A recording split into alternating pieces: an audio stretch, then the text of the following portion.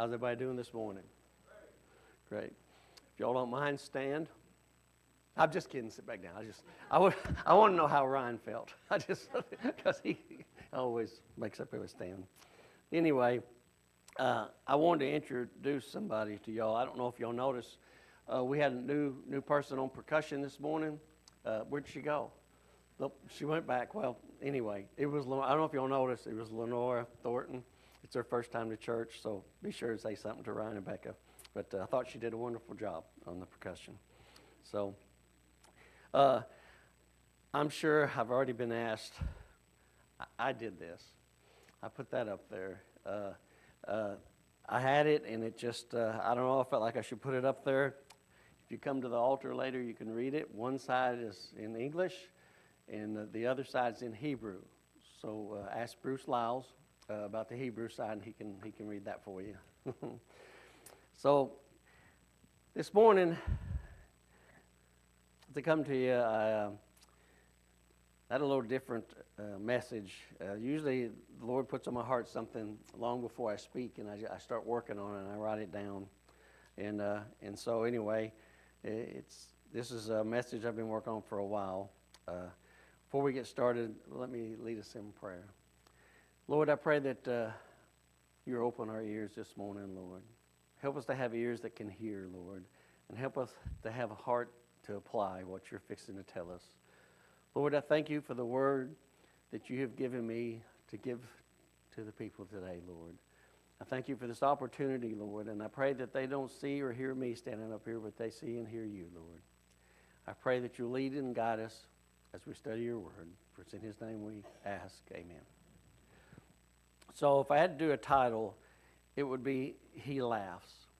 I think it was a Sunday night, I believe. We were studying the Psalms, and it's Psalm 2:4. And Chris read this, and it really stuck with me, and I wrote it down. He who sits in the heavens laughs. The Lord holds them in derision. And I had to look up derision because I graduated from Reedland. It's ridicule or scoffing. And, you know, I thought, why would he laugh at us? You know, that really intrigued me, to think the Lord laughs. And so I took that and I started there. And we're going to go over three things. The first thing is, where is God? In Revelation 14:1, it starts, Then I looked, and behold, on Mount Zion stood the Lamb. We're in chapter 13 in verse 1. John says, I saw a beast coming up out of the sea. Then in verse 11, he says, I saw another beast coming up out of the earth. The Lamb didn't come up out of the earth. When he looked, there he stood on Mount Zion. He was there already. He's there today. He's omnipresent. He's everywhere. You ever thought about that? He's everywhere. As we read Psalm 145, verse 18, the Lord is near to all who call on him, to all who call on him in truth. God is already present. It is we who need to be awakened to his presence. You know, I think sometimes we forget in our busy world that God is here. And when things go on and it's over there, God is over there. God is everywhere. He's the Alpha and the Omega. He's the beginning and the ending. God is everywhere we look. Sometimes we don't look, do we? But he's there. Just look at the trees, look at the sunset. His evidence is everywhere we look. And God is everywhere. So keep that in mind. And so after that, we know where God is now. He's everywhere. You know, God knew you were going to be here long before you knew you were going to be here. He knew each one of you were going to be here. He knew the words that he was going to give me to speak long before I knew the words. And he knows who's going to hear and who's not going to hear. So after we figure out where God is, where are we at? You ever think about that? Where are we?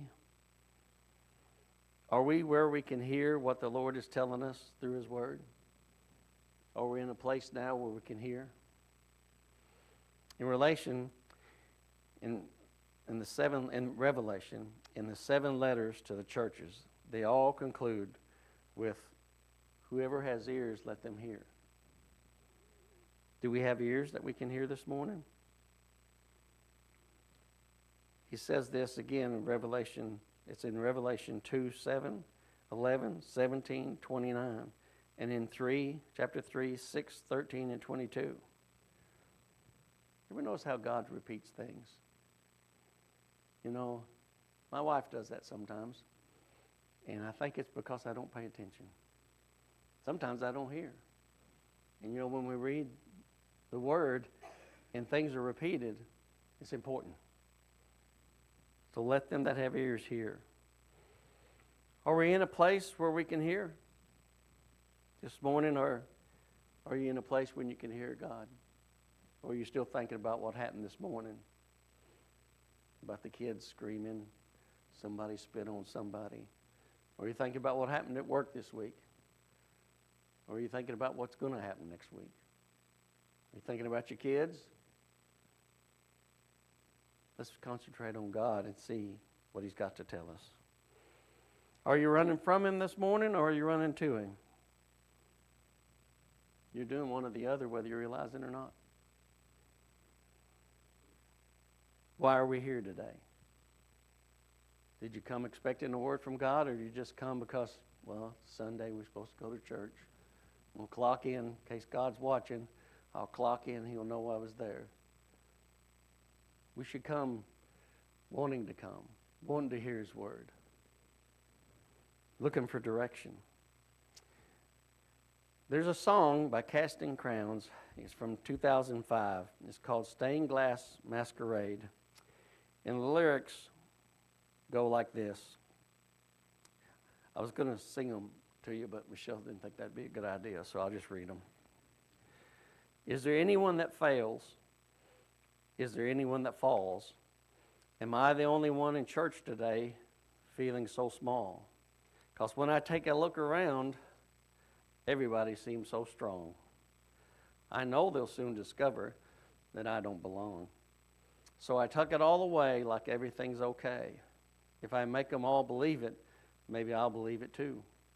So with a painted grin, I play the part again. So everyone will see me the way that I see them.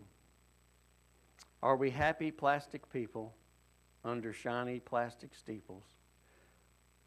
With walls around our weaknesses, the smiles to hide our pain. But if the invitation's open to every heart that has been broken, maybe then we close the curtain on our stained glass masquerade. I pray that we're not there. I pray that as you look around, I would encourage you to look around at each other. I want you to know that they're messed up. The people sitting next to you, they don't have it all going on. They might be holding something in. They might be smiling. But listen, we're a room full of broken people. We're a room full of sinners. We're no different than you. The things that you may be involved in, we've probably been there too. If not, we've been involved in other things just as bad. Listen, there's no perfect person here. A pastor told me once, he said, Jim, if you ever find the perfect church, please don't join it, you'll mess it up. And he's right, because I'm not perfect. And there ain't nobody here that's perfect. So don't think any different. We're all in a hospital for the sick. Is this you this morning? Is this where you're at? I hope not. And you know, for those of us that think we got it going on this morning, let me ask you, how would you have acted when you get that call, when that loved one's had an accident,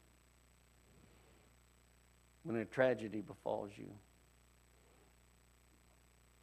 when they're being taken to the hospital?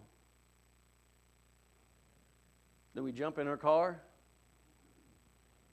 slam the door, drive as fast as we can, putting ourselves in danger and everybody else on the road. Why? Because we got to get there first.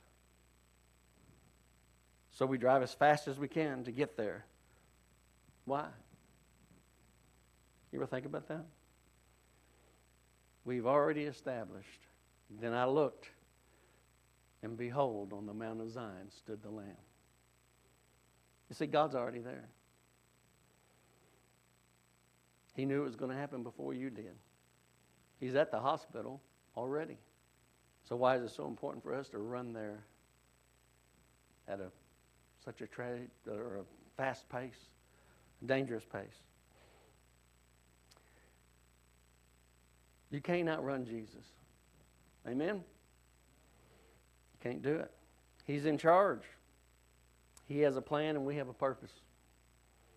Our purpose is to glorify Him. Are you glorifying Him this morning? I've seen this before, and I've mentioned it to some other people. I'd encourage you to look it up. It's Jerry Clower's testimony. I'm going to read you part of it. It's about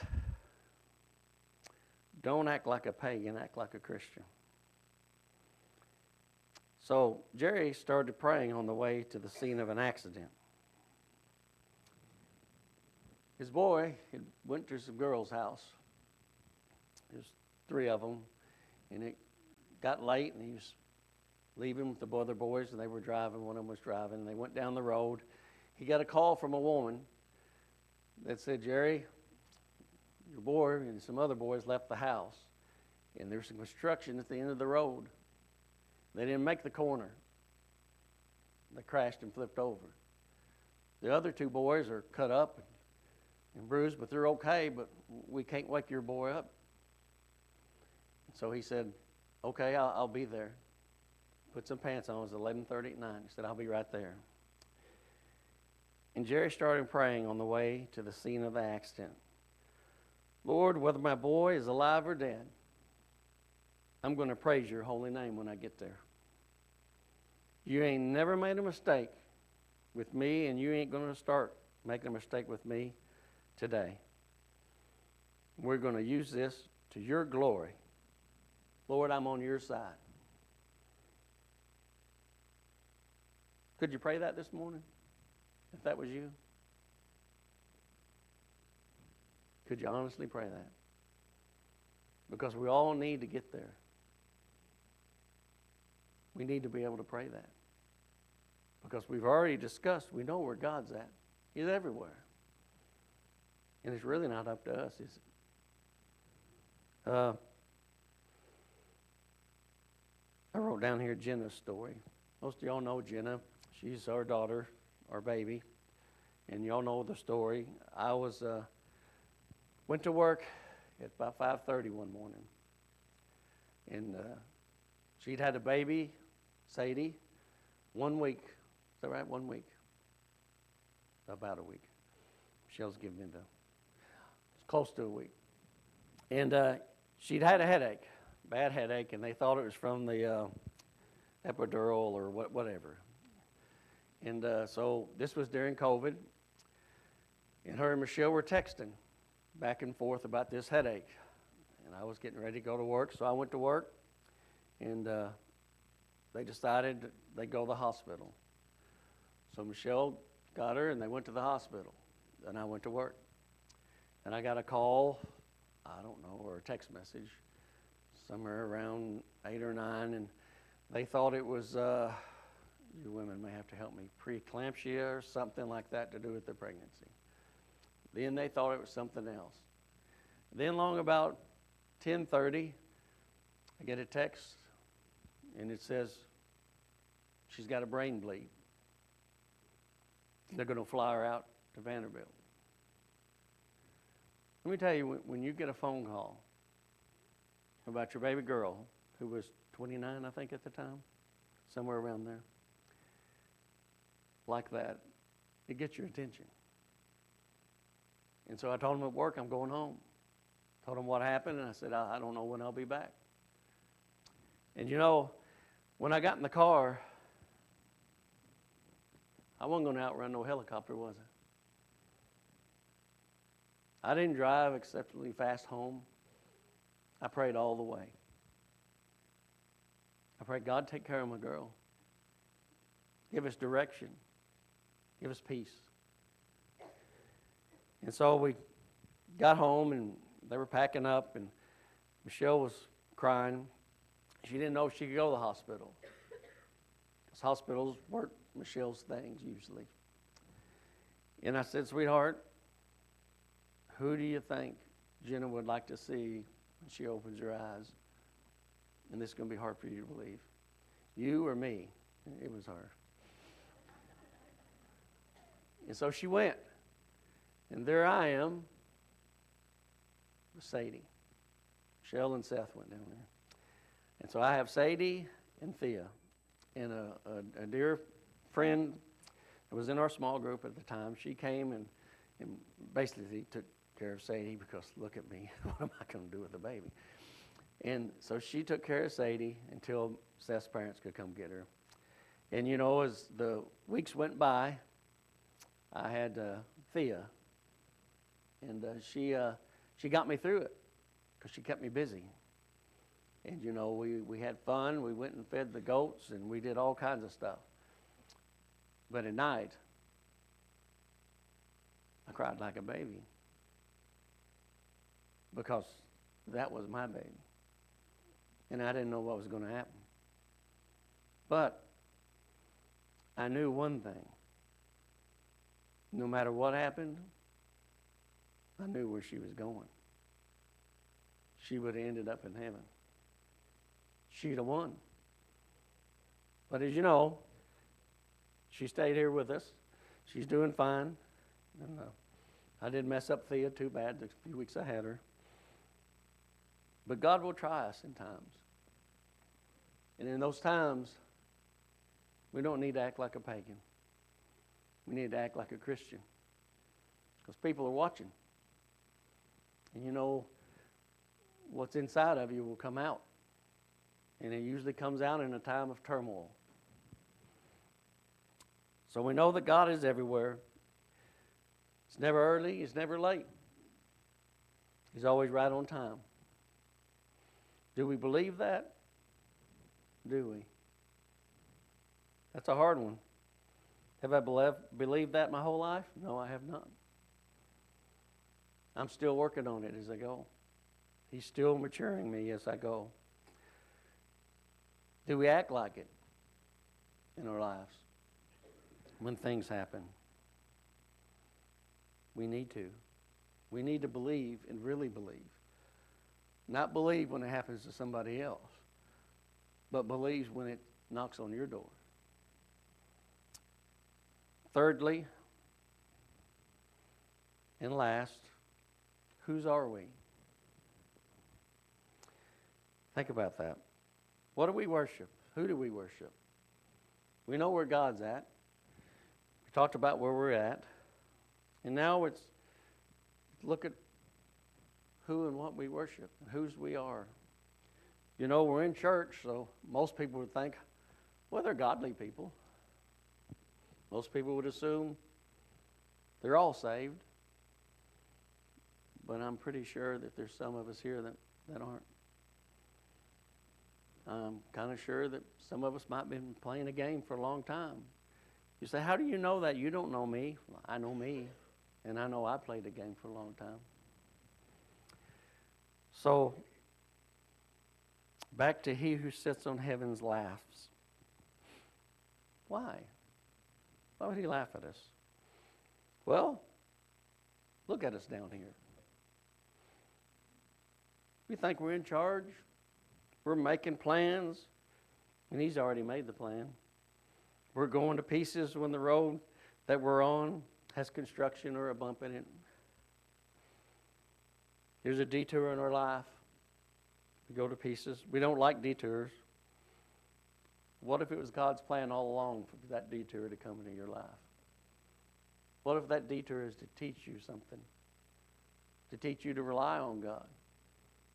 Maybe that detour is to get you in front of somebody else that needs to hear the gospel, and you're the person to spread it.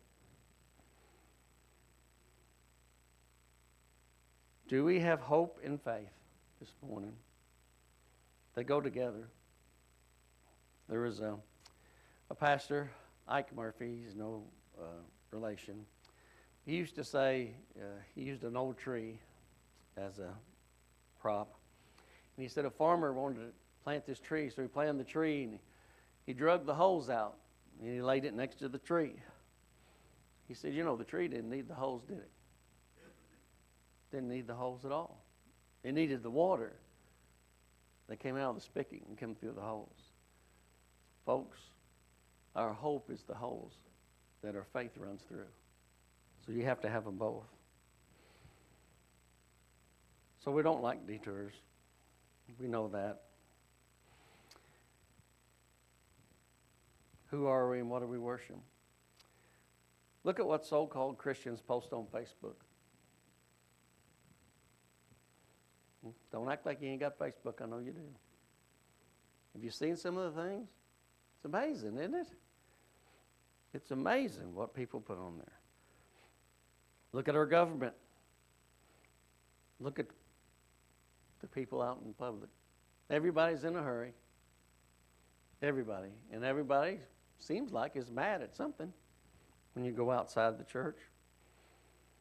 They have no idea that he's in charge. And he laughs. So, you know, I wonder why he laughs.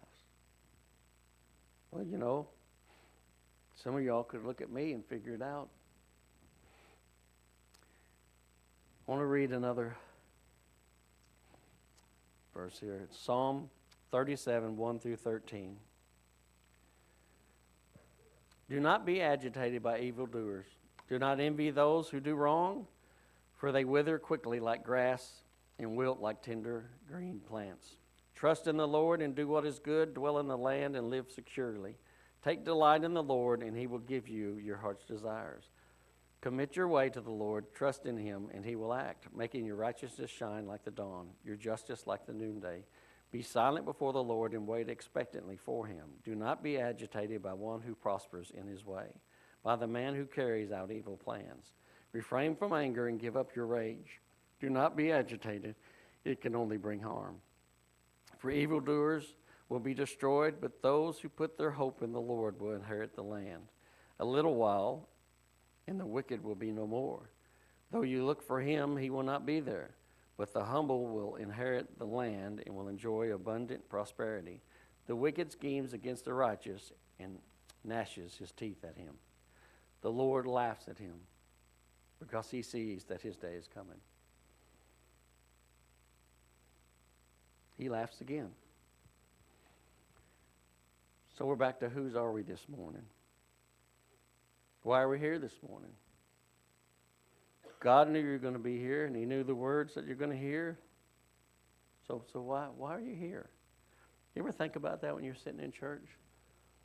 Why did I come? What was I expecting? Why am I here? So, as I was preparing, I got to thinking about my life, the journey that I've been on, and I thought about the things that I have worshiped in my life. Who or what are you worshiping this morning? Is it a college? UK? I see a lot of people with UK stuff. I used to be a UK fan, and then as I grew older, I raised 3 19-year-olds, and I realized that 19-year-olds will let you down. And I thought, I'm not spending no money and driving 3 hours to watch a bunch of strange 19-year-olds because the ones I raised let me down. So I just abandoned that altogether. That's supposed to be funny, but I can tell some of y'all UK fans. But as we look at what we worship, you know I had to bring something, didn't you? This was mine for a long time. Race cars. You know, it started out just as a hobby. Started out something small. And, you know, it just took up more and more time. And then before long, it pushed God to the back. and it'll take the front. Basketball. Your kids play sports. You watch basketball. What do you give up to go to a basketball game? To go to your kids' practices? This is another one that hits home. Soccer. I used to coach soccer. We had my two boys were on competitive teams. I used to tell them how important church was. I told this in a Sunday school class a week ago. And then don't tell Chris about that. Because, last time I used that one that came here, and I joked and said I licked it, and I never saw that one again. He got this one in my handkerchief. Just do not let that get out of here. Yeah, I know. But, I told the boys how important church was. I said the right words. And, we went to church. That's twice. Then we played on a competitive league that was based out of Louisville, Kentucky. Guess where our games were? In Louisville, Lexington, Frankfort. Let me tell you something about my kids. Y'all listening? They're watching you. And they'll remember what you do a lot longer than they remember what you say. So don't forget that. That's one thing I wish I could change. One of the things. Sorry about this, but that's the best baseball I could find. I think a dog has had it. There's baseball. Some of us like baseball. You take all these things here. It takes a long time to be good at any of them. You have to practice. You have to practice on your own. You have to practice with your team. You become a member of a team. To get good at it, you have to practice a lot. Do we practice at being a Christian? Do we work as hard at knowing our Savior, the Creator of all, the one that just gave you that breath you took? How hard do we work to be good at worshiping Him? Let me tell you, in my deal, I went to chassis school in Shinniston, West Virginia. Like 130 people there. I didn't know anybody. And I learned from guys. And then I went off with guys that raced for a living. Went and stayed at a guy's house for a week. Taught me how to put race cars together. It was just a hobby. I was going to use it for the Lord, I thought, when I started. And before long, I was using just about all my vacation, which I had 6 weeks, for this. I had a wife and kids at home. I was a Christian. It's easy to get a little bit off. It's easy for the world to step into the way. I carried this bag, the Vikings bag. I've been a frustrated Vikings fan my whole life. I don't know why I keep rooting for them, but I do. Football's another one. These are all worldly things. And those are all sports. And, it's easy to pick on sports. But what about prosperity? Are we worshiping something somebody else has got? Money? Things? Their life is better than mine? Maybe it's prestige. The glitter of the world for people to think a lot of you. Are you worshiping a golden crown? It's easy to fall victim of these things. But just remember They're all worldly things. And you know, we can look around this morning, and I'm not very good at counting, but let's just say there's 100 people here. We're going to have a church service tonight at 6 o'clock. There's not going to be 100 people here. It would do good to have 25, 30. I don't know why. Do y'all? But I want to show you one more thing. We're almost done. I don't know if we're early or late. I never practice. This is the crown of a person that we should be worshiping. Look at the difference. Not very shiny, is it? There's no jewels on it. It's not gold. It's not all shiny and painted.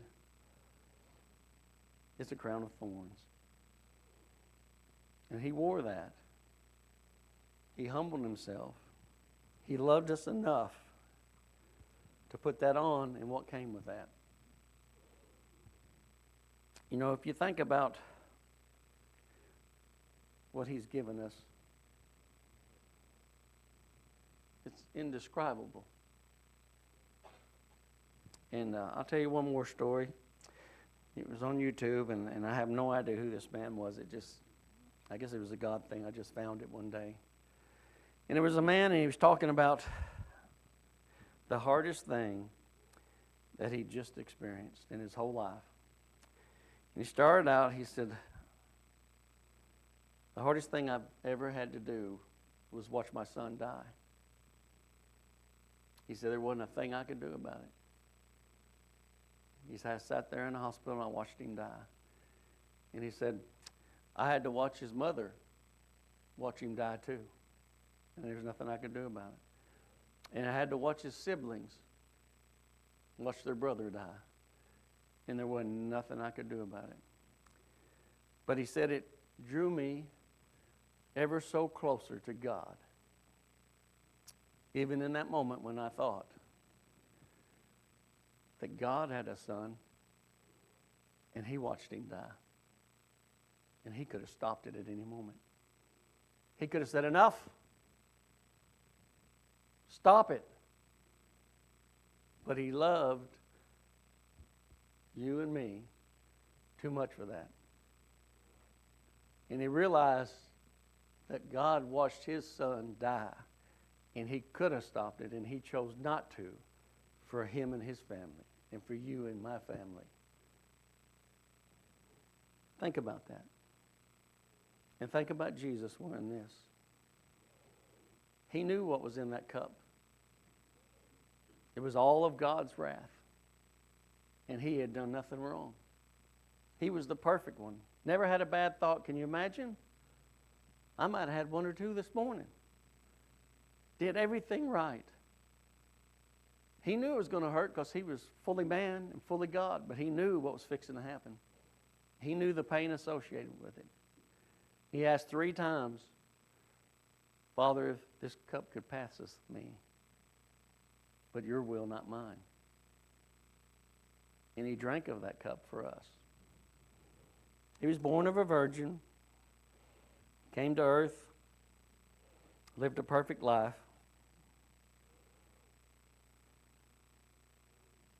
was hung on a tree to pay for all of our sins, even though he had none.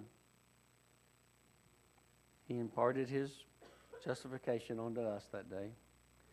And then 3 days later, he rose to finish off the last of sin. The wages of sin is death. And he rose from the dead.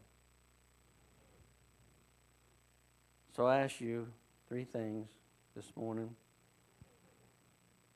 You can come up, Ryan. Where is God? Where are you? And who are you worshiping this morning? In John 10:27 it says this, my sheep hear my voice. I know them, and they follow me. Does he know your voice this morning? It's easy to say, well, I know God. Let me ask you, does God know you? Because in Matthew 7, verses 21 through 23, it says that they came to him and he said, depart from me, for I never knew you, you workers of iniquity. And they said, but I prophesied in your name. And I did this in your name. I did that in your name. Who do you think those people were? Those weren't people that were just outlaws that didn't know nothing about God. Think about who prophesies in God's name. Church people. Somebody that's supposed to know God. And yet God said, depart from me, I never knew you. So we're going to open the altars this morning. And I